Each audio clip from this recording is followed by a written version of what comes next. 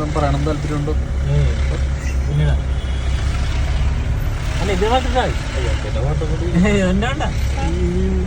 നിറഞ്ഞെടുക്കുന്നത്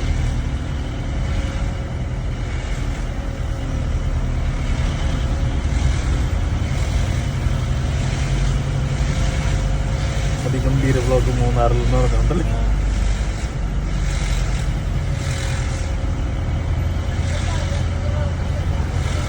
എന്തത്? ജാഗ്രത അതെ, മൂന്നാർ വരുന്നവർ സൂക്ഷിക്കുക. 2 മണിക്കൂർ ഒരു ദിവസം എന്നുള്ള ട്രിപ്പ് 2 ദിവസത്തേക്ക് ആക്കി മാത്രം വരിക അല്ലേ? കാരണം ഒരു ദിവസം ട്രാഫിക്ക് കിടക്കണം.